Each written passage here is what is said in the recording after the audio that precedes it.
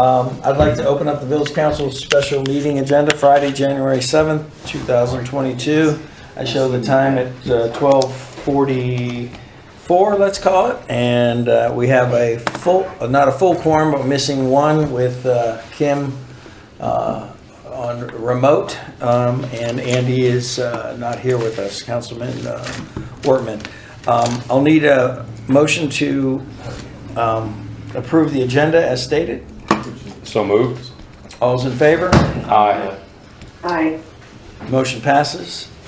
And first up, we have items of discussion. And Dan, this is going to be, as far as if it's okay with you, as informal as we'd like. We have some catching up. I think when we initially made this invite, it was about a lot of the infrastructure bill and what was going on with that, and then also the I guess American Rescue Plan, maybe touch on that a little bit and stuff. But I mean, we've got I think a unique story to tell here that we may get into in a little bit. That's a lot of people don't even know about the history of Marvin. I should know more than I do. Yeah, I really don't know. and that's fine. There are a lot of towns and stuff, but we're a town, like I mentioned before, that this is a council that you know, we may disagree, but we can all go have a beer after and you know, and talk and stuff. We have difference of opinions, but I've never seen that way in Washington. yeah, no kidding. I've never seen a group get so much done in such a short amount of time. So there's no doubt that why these guys were reelected, who got reelected.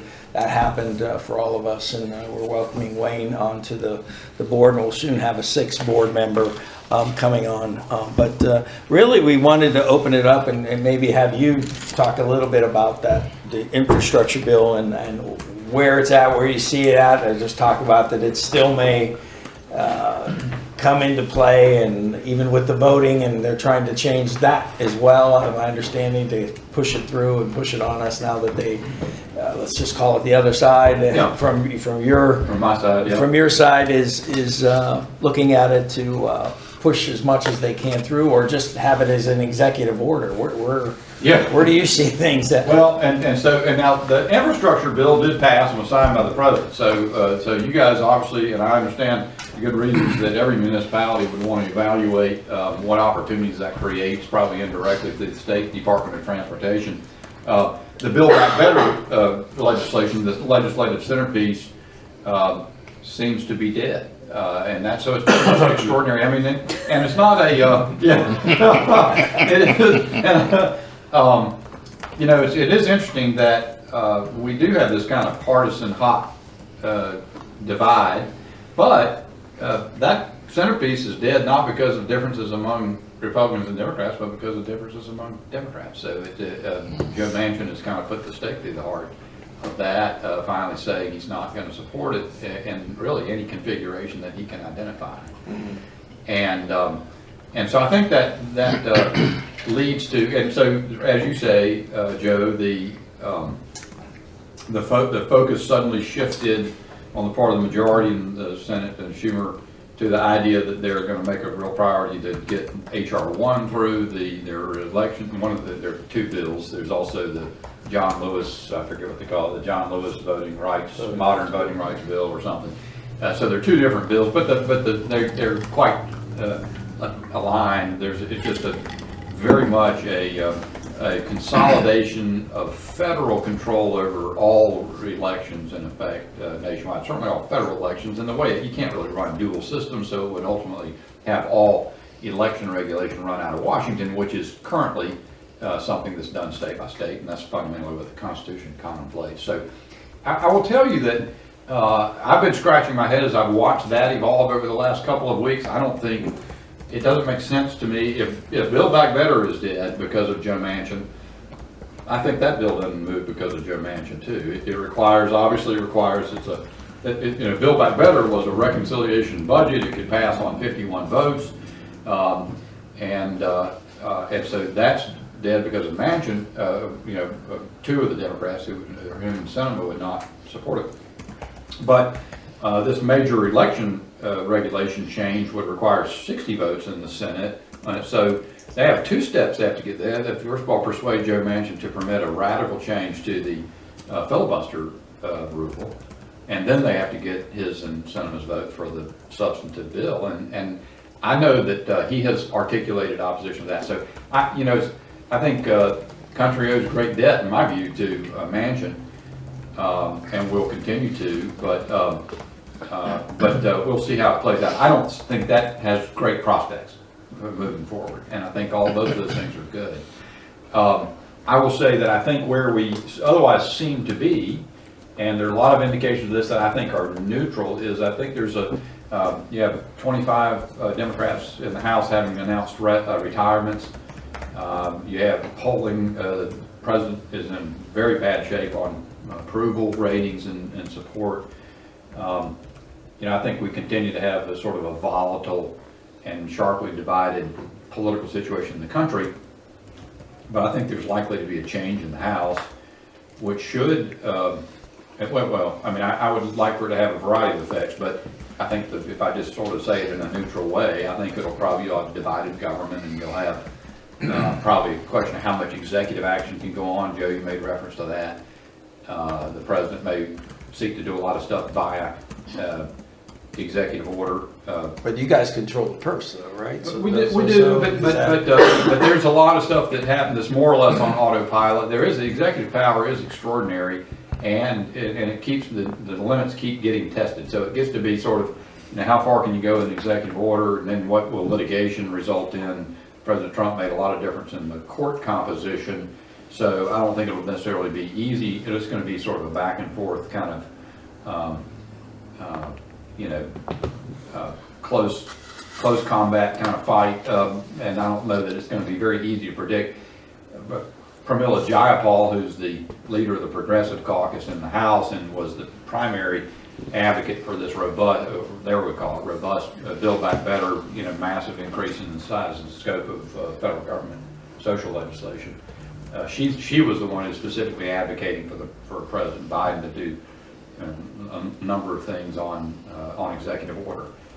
I don't think he could do many of the things that are in there by executive order, but so that'll be, I think, what we're going to see over the next couple of years. Tested. I hope they'll have a change, and maybe we'll have a change in theme, and we'll sort of get past some of the really incendiary rhetoric about each other. And I don't want to go too far in terms of characterizing it in partisan terms, but I think that's kind of where we are in Washington. I think for you guys, you guys are just trying to make a town work well and get people things that they need.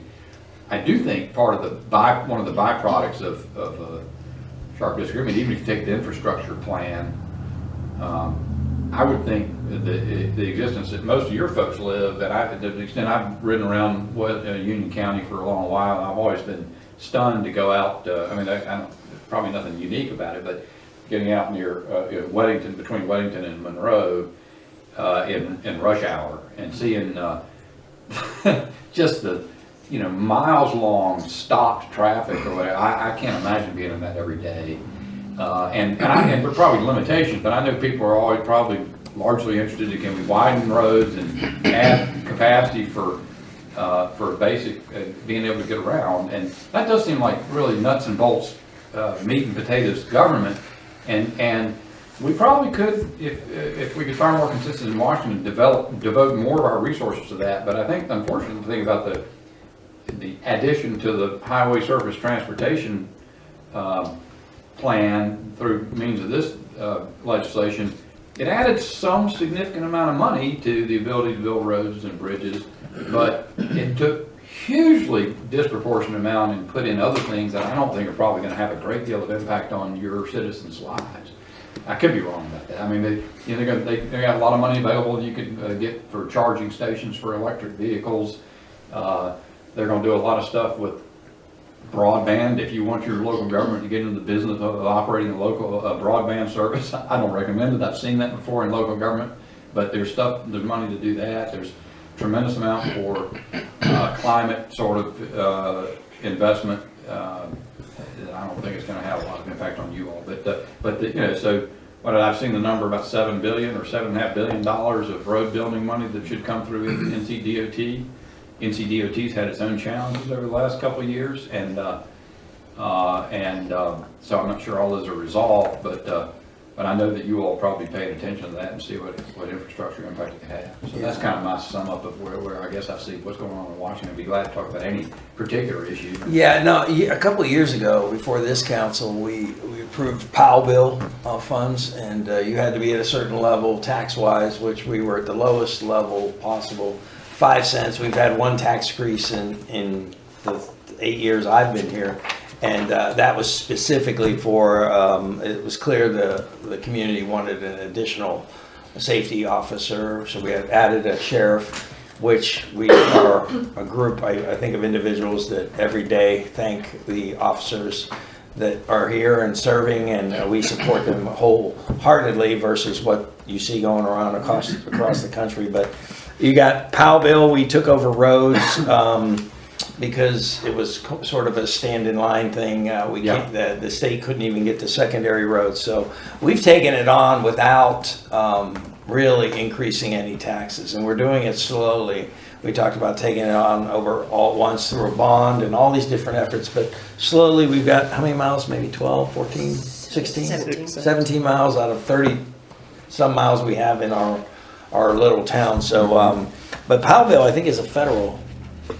It's funded through gas tax, so it's. I think it's state funding. It is still state Yeah. funding? Yeah. Okay, so then that would be more of a question. I wasn't sure where that, I thought, because we were always told that could go away and stuff. And to your point, we are having those issues with widening and stuff. And I will say, I think this council and former councils have pretty much stayed with the, let's call it, for all intents and purposes, the R40 zoning, which limits how many homes you can put on an acre, which affects the schools, which affects the traffic, and then you've got surrounding towns that, you know, maybe Waxhaw allows a little bit more. So we end up as a cut through to get to Charlotte or wherever you're going. So that's where we're feeling the pinch and trying to do this. But we're actually trying to create what's, you know, nobody's done this in our, with me. I'm the first to say, you know, we need help with this as far as direction.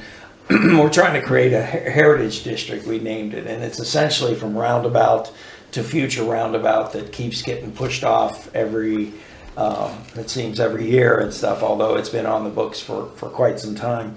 But that heritage district, we talked about how we would utilize some of these funds that from a federal grant, that how that infrastructure, whether it's sewer, water, we're building a new town hall. We've got this now new way of working via Zoom. I will tell you right now our capabilities are limited at best, and a lot of breakup, and we want to encourage people to come, and it's a lot easier to sit in your living room and watch a meeting or something versus you look at what we have here, and we are increasing our space, but so we're looking at how possibly, you know, the federal government, if that's what you see, because a lot of things we're scratching our heads on for, there was a while that was, would this count or would this go through or be used as federal funding that we could use for this type of, if you want to call it infrastructure, this build that we're going to create. It's not going to be too crazy, but it's going to be something that creates a gathering space and maybe us the ability to control the speed on this road and maybe even get people take a different direction because they know this is, you know, limit the speed. Discourage cut-throughs. Exactly, Yeah. exactly, you know. Essentially, it's a new downtown district is what it is. What it Yeah, comes well, down to. give me a little more idea of what the heritage, what's the idea of the heritage, what's the nature of development you're working on there? Is it just identified? Well, we've identified we have currently about 16,000 cars that come through this road right in front of us every day. Yeah. So we know that's not going away. There are probably 12 or 13 landowners that stretch from the far roundabout that's at the end here to the future roundabout. The land that surrounds that is about 13 separate landowners. And trying to get 13 separate landowners to agree on one thing is a challenge in itself. So we're moving towards what's called a form-based code where we can kind of do it, and it's where it's really important that you elect the right people, because I've moved around quite a bit, and I remember going back to Arizona and I look at towns completely different now since taking this role in 2013. I will go into a town, I'm like, quite frankly, excuse my expression, who in the hell figured out this or approved this, is what I look at, because sometimes it looks like they just threw up in an area, and I would point to Waverly as one of those areas that it's just, they just put as much as they could on there. So we're trying to do this in a smart way. I think it's important we get the right people that and things, so we don't want too high a density, and it's all going to relay on and like uses. What uses? Do we want a Walmart in here? No, they're close enough. A flower shop may work. A coffee shop may work. A farm to table restaurant. We're talking about a farmer's market. So stuff that brings people to the area, but it's also we talk about grants and funding, and places that you can access via bicycle. Right. So open spaces, but we're running out of land, quite frankly. And right before, we do this, we just approved our first commercial with Publix, and we're going to put a few shops in there. I think that has turned out, or is turning out, very nice. But it's taken time. I mean, it's taken over 8 years just to get a town hall, quite frankly. And then from that, looking at this corridor, what can it be? And it's decided individually with the master plan sort of in mind. Does that work with this, and it becomes sort of a destination. The uses are all over. I mean, I was told there's a trick that sometimes developers use. They say, give us a list of what you wouldn't want in there. And I don't like that game, because we don't know what's coming down the road. Right. 10 years ago, we didn't have vape stores, right? So now there's vape stores. Well, if they said it's not on your list, we can put it in here. I don't want to do it that way. I want to do it where we certainly want to avoid the flying arm mattress stores that are selling mattresses and stuff like that. That doesn't speak. And, quite frankly, I've been here long enough that we also recognize we have to work with the landowners, because they have by right to some extent. And if you push sometimes too hard, they appeal to individuals to de-annex. And that's happened in our town, and it has affected us. And then, I'd rather have some control of what we do rather than no control, and go to the county level or somewhere else. We just hopefully avoided putting a huge cell tower. It wasn't in our town, but it was bordering it. And from an eyesore standpoint and issues where it was located, let's just say we got lucky, and the county at this point chose not to move forward with it. It's interesting. Aesthetic values are always something that I think that, I don't know, as I was just thinking about towns, and I love to always go into Waxhaw, just in their part of their downtown, with the quaint railroad and the shops they have, and I'm sure that doesn't happen without some intentionality. And then I think about some of the battles I used to hear about when I was on the county commission. Cornelius was extremely prescriptive about how to do things. So it's a delicate local government issue, and I think that's right. I think everybody probably wants to avoid what Pat McCrory used to refer to as South Boulevard. Denigrate, say it was a corridor of crap, and that was a harsh.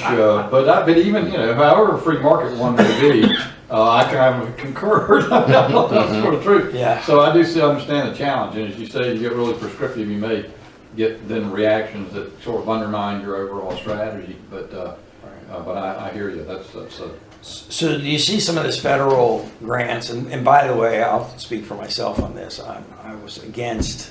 I was listening to our president this morning saying that he was pointing to the stock market.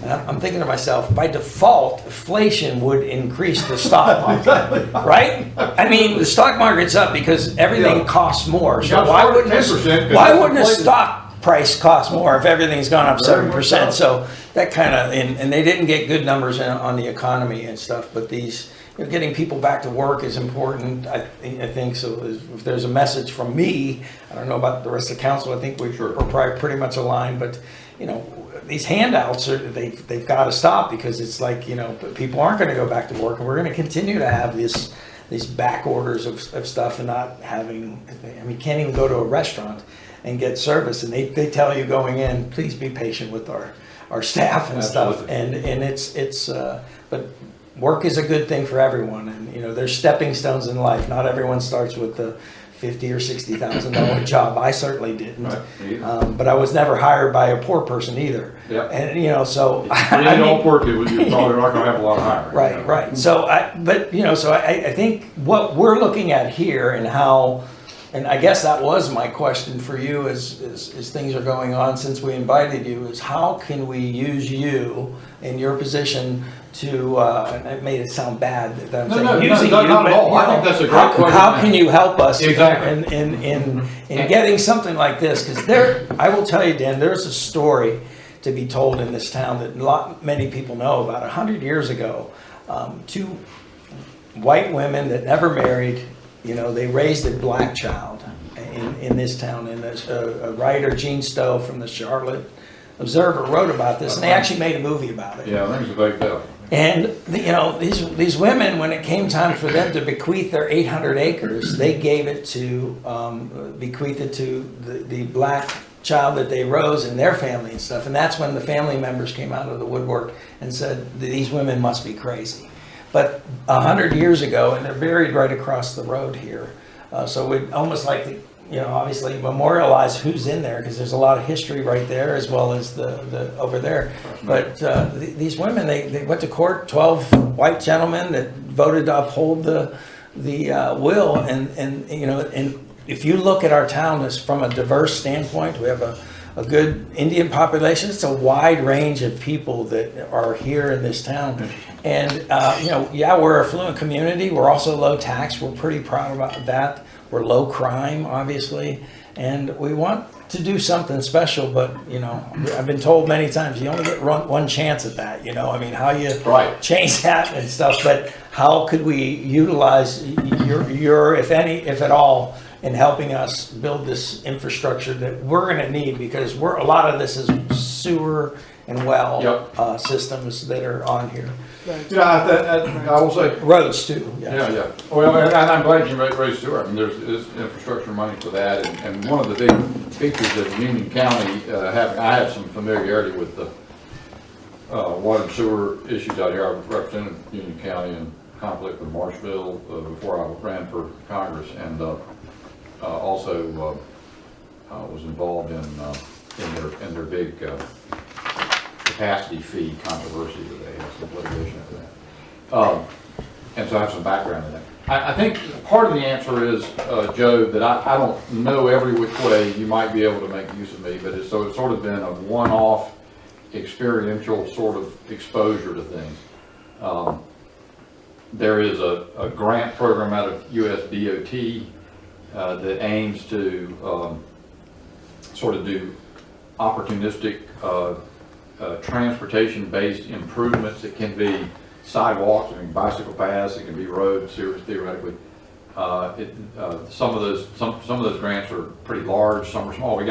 We advocated for one that the town of Pembroke had identified that they wanted to do, and the one thing I guess I'm not, you know, I think David and I are like in this respect. We work at it, and so you know, some people, I don't know, by virtue of being there a long time, or otherwise oriented, they're just or just whatever your personality is. I work, and so if there are, I mean, the way most of our programs have worked, you know, there's this idea and a lot of debate among my own party conference on this subject, and about, you know, heard the concept of earmarks, and earmarks became you know, sort of anathema, and they were banned, and we have actually party conference rules that say we won't support earmarks. That's been repealed by our conference this year. I did not support its repeal, but the idea that there's a lot of the spending under any of these programs, including these expanded programs, is all controlled by the administration, and so you have some bureaucrat on some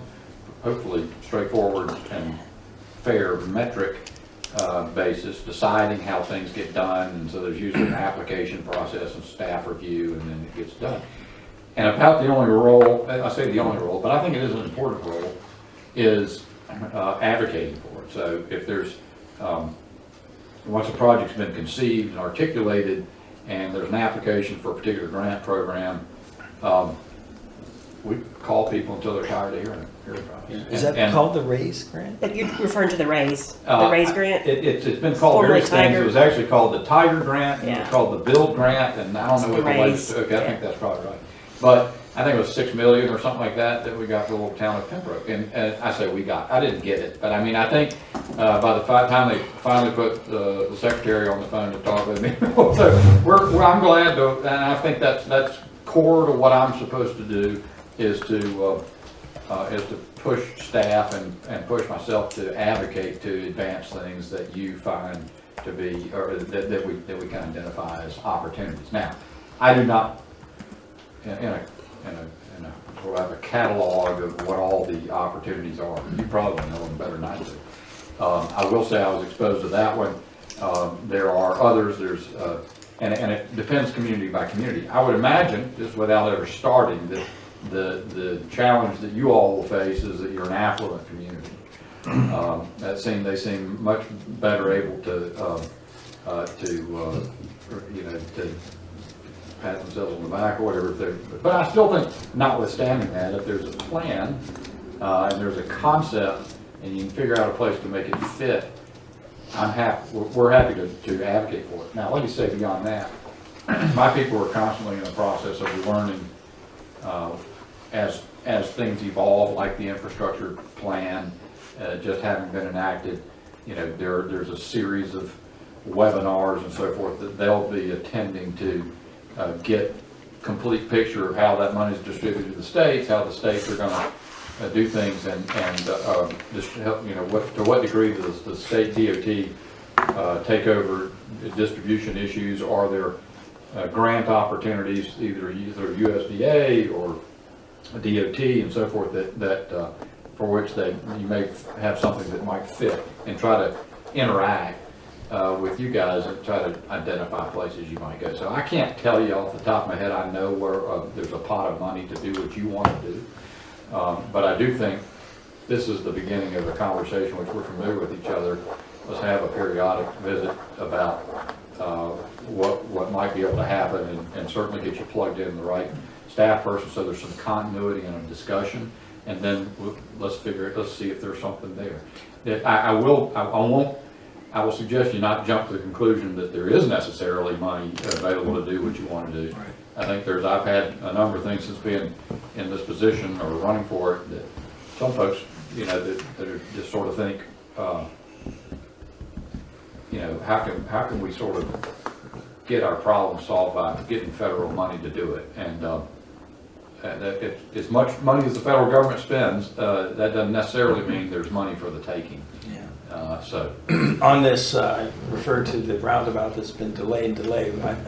There's some talk that we've kind of shot ourselves in the foot because we have put officers on there on a voluntary basis. Funding is there for them to eliminate the incidents and car accidents and that sort of thing. So it's almost DOT telling us we need to see more body bags, and we're like, well, wait a minute, our town is paying for this. We get complaints from Waxhaw saying, where are those officers? And it's like, it's Marvin residents that are paying for those officers to get traffic moving along, and that's what we dealt with before we got these two roundabouts. And to your point earlier about Waxhaw, it hits home for me because I tell people, so look, you need to spend time going in that direction to dine out and stuff, because all those tax dollars go to Union County, and we tend to, because of where we're located, go to Mecklenburg. And now you're seeing them wanting to widen the road from North Carolina to South Carolina that leads to 521. Look what's happening down there with restaurants and places, and how that it's going to be before you know it, like I-70, 74. Yeah. And and they're doing some nice things and great things, and like we said, that's close enough. But we're trying to do something, special for. You all are challenged by the possibility of becoming the Matthews cut through. That's the problem that Matthews has, is they've developed sort of a phobia about massive amounts of traffic coming through Matthews as an alternative to 74. Right. And so I hear what you're saying. You've got a cut through issue, and it's going to intensify perhaps. It already has. I mean, it increases all the time. Now you mentioned something about I know you're asking this, the multimodal transportation projects. Are you familiar with? The RAISE RAISE? programs, do you know if they're primarily for multimodal transportation? I will say that the ones that I've seen examples of, I've never reviewed the criteria for grants personally. And I don't have my staff person here who's in Washington that could answer the question with some specificity probably. I will say that it is you sort of get accustomed to when you see the grant proposals that are being made, they seem to check certain boxes, and multimodal is something that is always of interest to the policymakers these days, but I don't know that it's required. And I sit on the committee CRTPO, which is Charlotte Regional Transportation Planning Organization, and they can help me out with that. On the committee, I don't know the acronyms of what it means and stuff, but you know, when you see all the veins that are going out and the multimodal types of things that they're offering, none of it is coming over here. I mean, it's just, I don't know if we're just not high dense enough to, you know, and that could be one of the issues, but everything you see in Charlotte, by the way, has the majority of the votes, so. But I've always heard that the North Mecklenburg folks have always, they got some thoughts about that, but, I think I proposed on the side, I said, why don't we have our own CRTPO type of group that deals with Union County issues versus, you know, and how that feeds into Charlotte, but, you know, there's opportunities there, but when I see the big long-term planning, even water and sewer and all those things that they're talking about, it's like we're the stepchild to all of that. They're not necessarily looking to deal with, and maybe it's because we're an affluent community, and I don't know what that is and why we're not getting that attention. I think it's probably because of density, I would imagine, and when you have density, you got to relieve the traffic and stuff. Even some of the studies that they've done in Waxhaw, they stop right at the border of Waxhaw and Marvin. I'm like, well, traffic doesn't stop there, you know. Yeah. So we have challenges with that as well. do you all get opportunities to meet with your district engineer for state DOT? They seem to have a lot of, isn't that right, David? They have a lot of sway over. I mean, there's the PIP, but they have a lot. There's the engineers, or the district engineers seems to rise or fall, and a lot of things do. Yeah, they can have some influence over that, but it's also, you know, it's also sort of above their pay grade a little bit. I do realize that. Transportation improvement plan. But you know, and part of what I would say is, you know, when we look at some of these projects and some of the things that, you know, some of the grant monies out there, whether it's from the state or the federal level, a lot of it is around improvements. And we talk about water and sewer.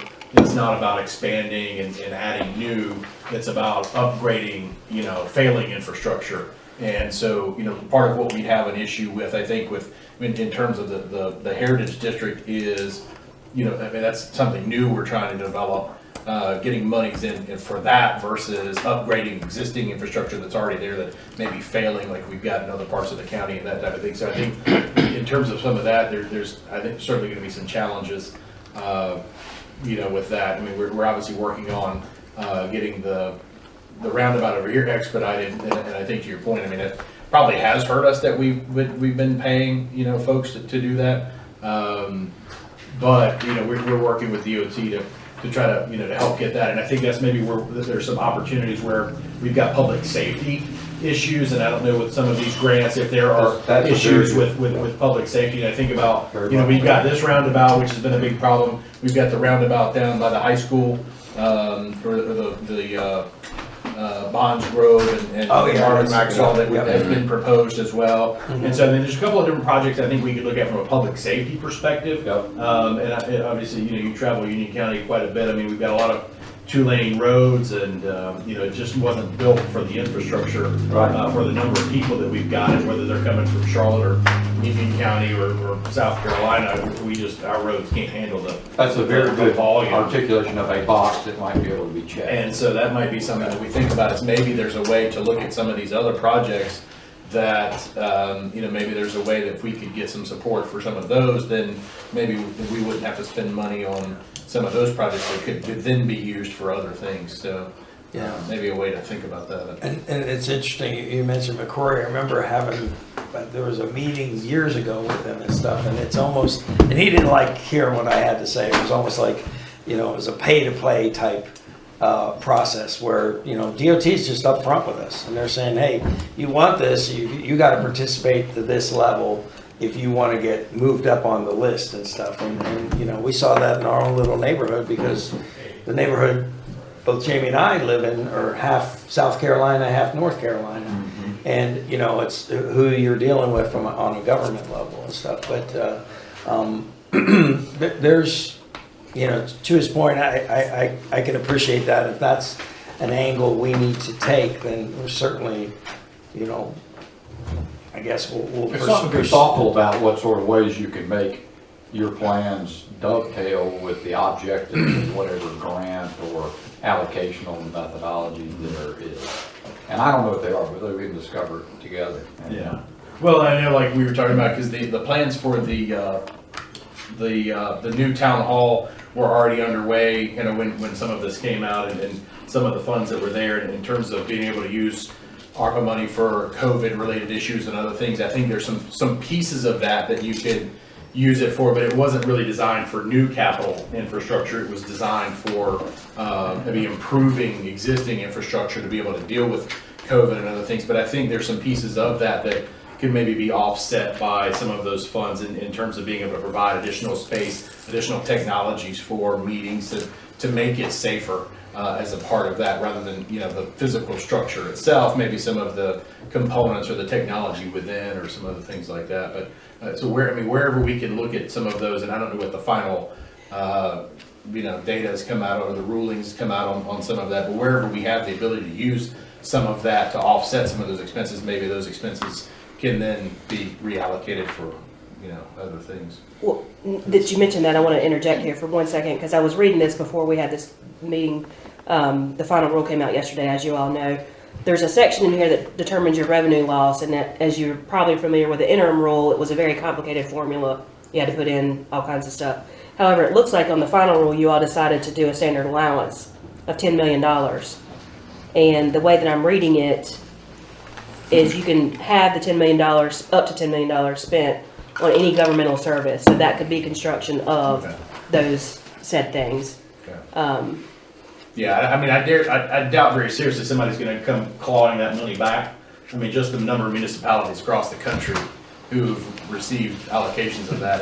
There's, it would take them years to go back through and to do that, the level of research and auditing that would be required. So I think there's probably some pretty good leeway within that. But obviously we want to make sure it's being used as effectively as possible. But it's a good point, and it's something that we'll talk about as a board in terms of this standard deduction and really what that means for us in terms of the rest of the money, so that we could free up others. We just, as we heard the infrastructure bill was being worked on and being talked about, we wanted to get ahead of it, because actually we started talking about inviting Dan in long before it was even passed. Yeah. We thought at the time we could make it happen before it passed, to say, okay, what is in it that we can start, like Pembroke. I went to Pembroke State, so yeah. So I'm familiar with Pembroke, but someone at Pembroke took it upon themselves to be, okay, let's go ahead and start working on it. We're not a council that's going to sit by and just wait for someone to come to us and knock on the door and go, hey, by the way, did you know you could do this? Because that's never going to happen. So we took it. It's incumbent upon us to reach out to you. We work well with David. David's done a great job of helping us with the roundabout, and we take it as far as we can with NCDOT.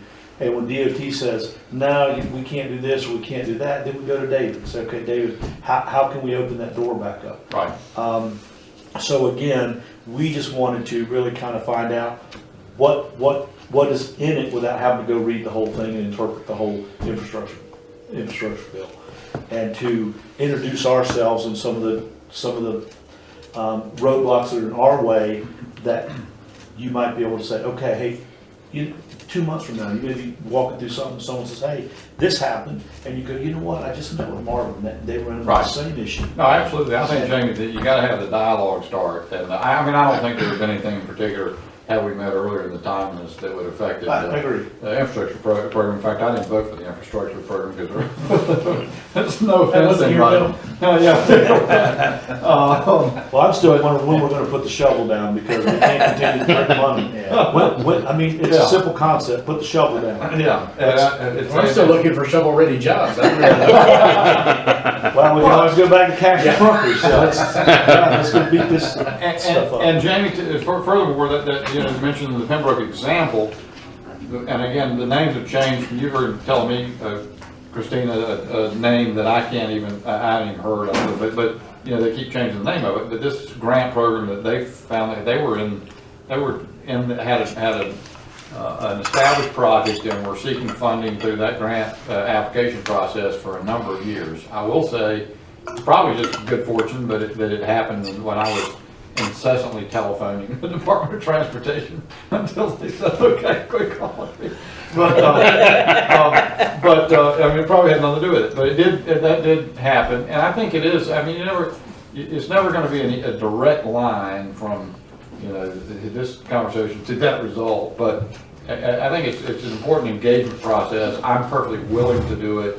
I think that's a good, healthy thing for us to do. We ought to be in touch as governing officials that just stay in touch with each other. And so I think over the course of time we'll figure some stuff out that would be available. And I think, and it does make sense as this money. I think to your point about ARPA money, I mean, I had county commissioners in Mecklenburg did a Zoom call, and I was in Washington, and they have a lot of ARPA money they haven't been able to figure out how to spend. And they are actually an outlier in terms of having spent a good portion of what they did have. In other words, a lot of communities have not been able to spend it. They just can't. 90% of it's unspent in certain ways.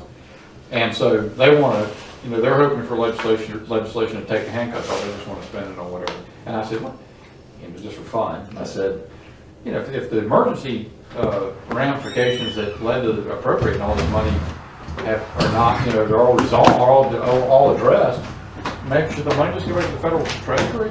They didn't think that. Yeah. But the point is that, you know, there may be some evolution on things like that also give opportunities to you guys.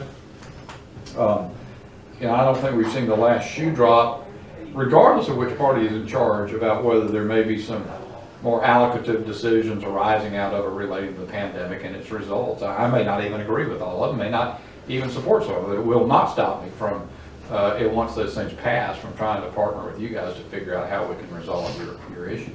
I guess I do sit around and I want to make sure I get a good feel, we don't do it necessarily at this meeting, but we could, of sort of what are your top 5 or 10 things that you think you really need to do on behalf of your citizens. You do not think your resources are equal to resolving, and for some reason you don't see any help coming from the state government.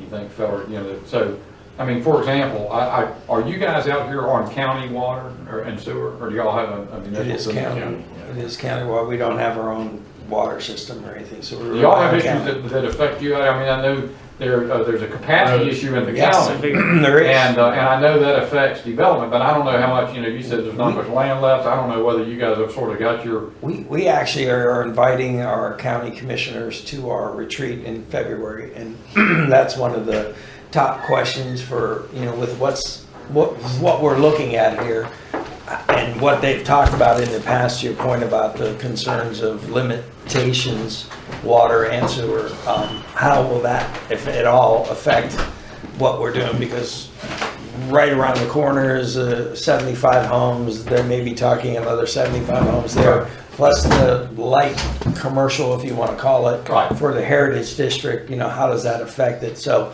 but you know, because I was at that meeting too, and there was a time not long ago where they tapped the brakes on everything, on permits and you name it. So that's a big.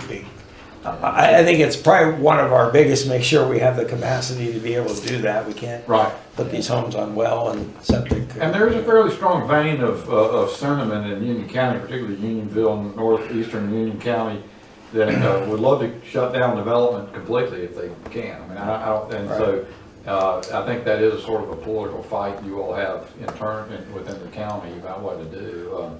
Well, I don't think we're too far misaligned in when you said you didn't favor the bill, because if I remember correctly, this board, we were barking up the trees. We signed a resolution saying that, you know, when this whole COVID bill was passing, that nothing, because somebody's got to say it, you know, but if it's not directly related to COVID, then it shouldn't be in the bill. And but that's not us doing it. That's, Absolutely. we're barking up the tree to. I'm sorry, I gotta step out. That's but, right. You know, Dan is extremely responsive. If there's anything, you know, you guys need or anything, we can help to partner with him and that and get, you know, what we need every year. But I mean, you know, the biggest issues we have really in the water and sewerage roads.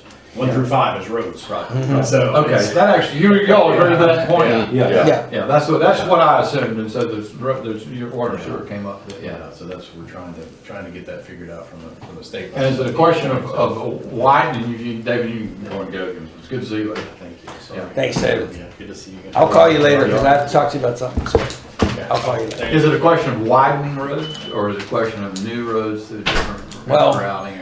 Widening roads, if you were to say that, you know, we talked about maybe owning roundabout to roundabout and controlling speed and all those things. Right. Widening roads, just sometimes that's not necessarily That's not the what answer. that is one, Because no. then that brings more people to Right. this location. But, Widen somebody else's roads. you know, I'm sorry? Said widen somebody else's roads. You may be right. To the point I made about Matthews earlier, I mean, one of the things that appeared to be a big part of their solution is they want get 74 improvements finished so that you're not having traffic divert because 74 is so slow. Right.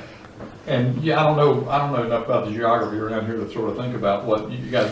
There's another, just so you know, I mean, when they did these roundabouts and proposed, I think each roundabout was back then maybe 1.3 million, but now all of a sudden, this other one that isn't even on the drawing board yet, but it's right down the road, that is borders Waxhaw and us.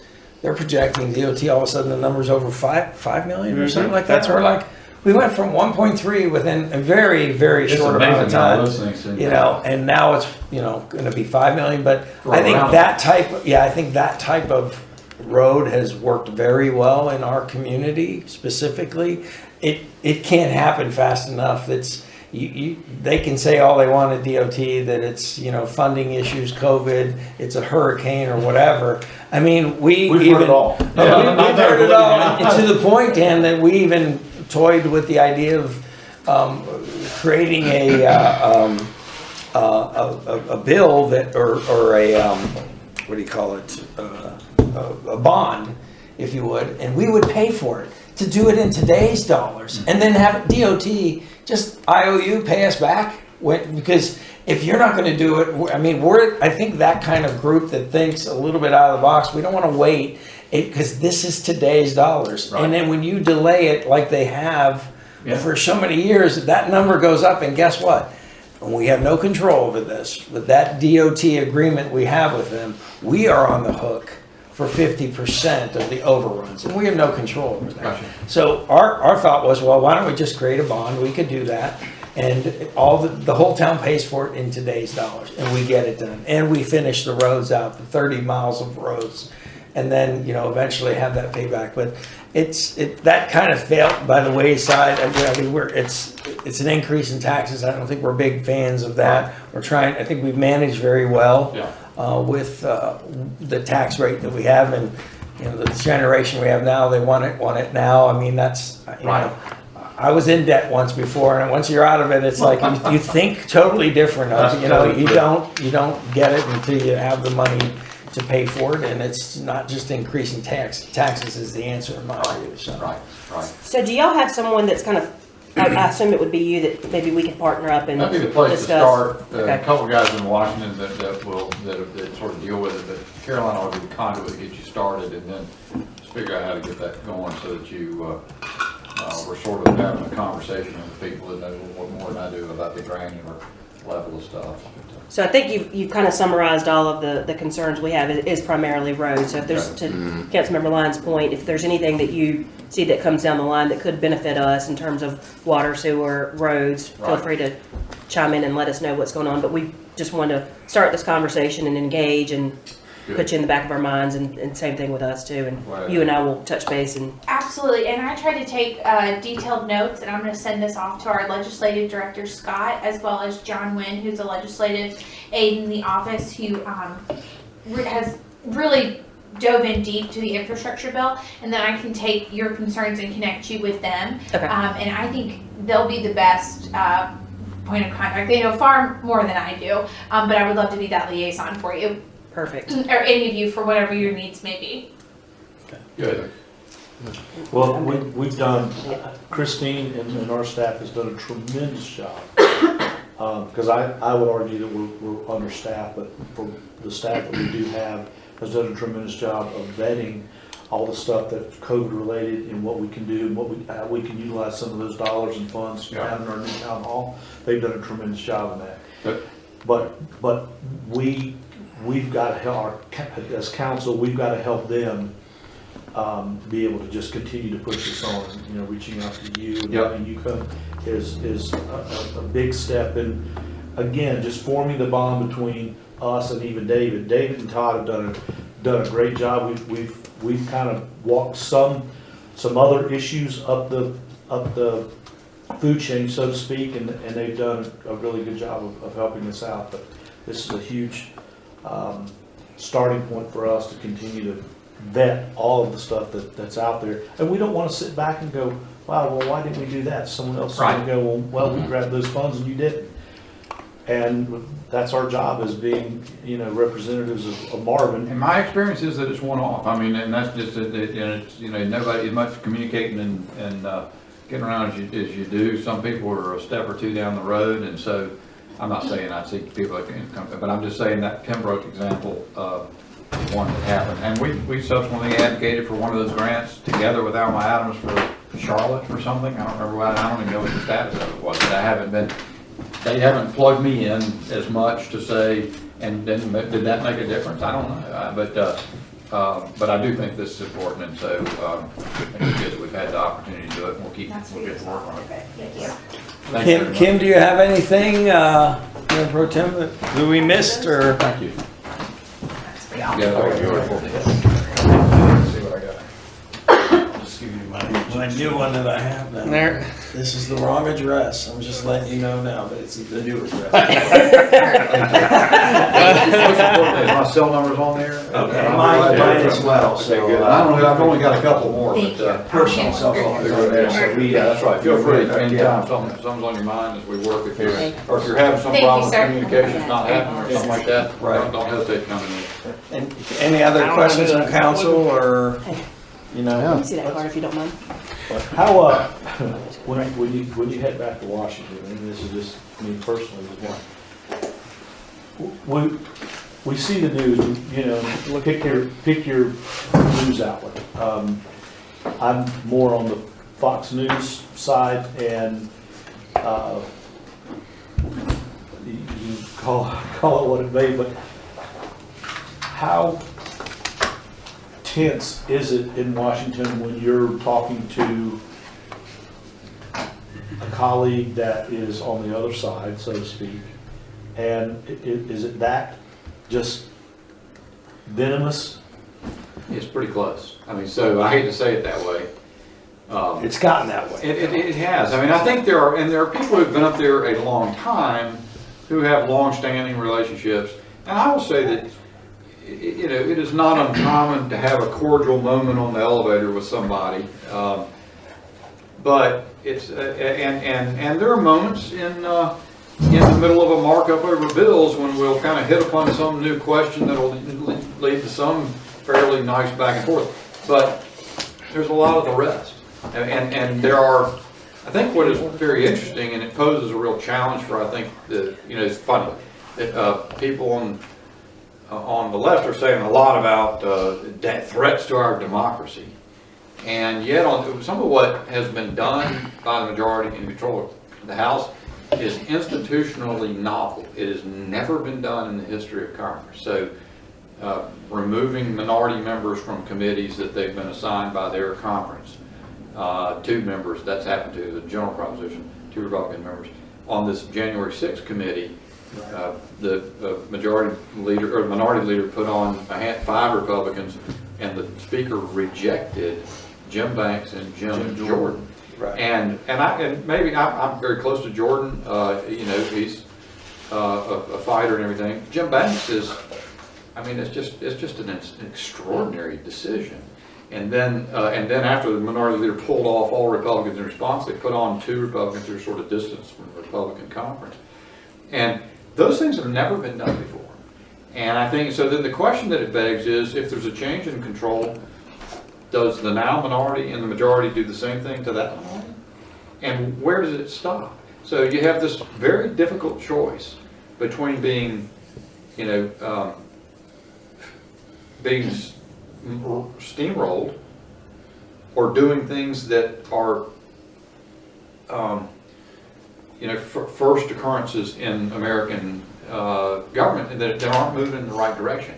When we walk on the floor, just like if you had right here to come into this room, if you had a metal detector right there, when you had enough distrust among you that you thought you needed to vet whether or not you were a threat to each other to come on. We've been doing that this entire session. When I walk into any entrance to the floor, I have to pass through a magnetometer.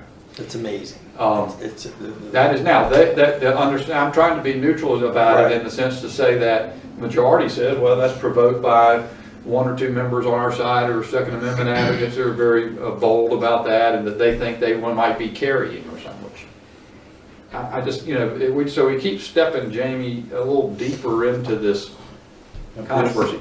Some people characterize it in very stark terms. I try to avoid those terms, you know, because I think it can get worse. I think you got to keep. So I just feel a responsibility to go up there and fight that. So I'm not going to. And I think even the word "fight," you know, it sounds bellicose. I'm not trying to fight it for the sake of entering into bitter relationships with other American people. But we got certain fundamental principles that have to be protected, and to the extent they're intruded upon, you've got to respond.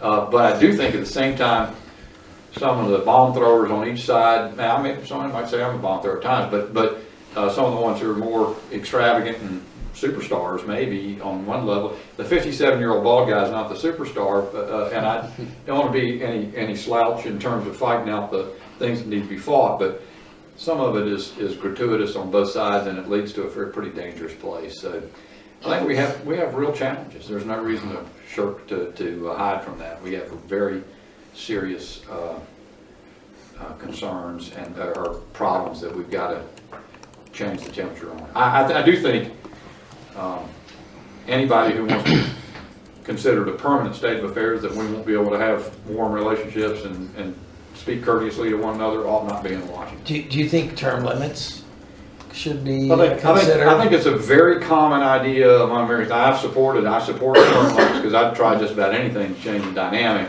I really don't know that solves your problem entirely.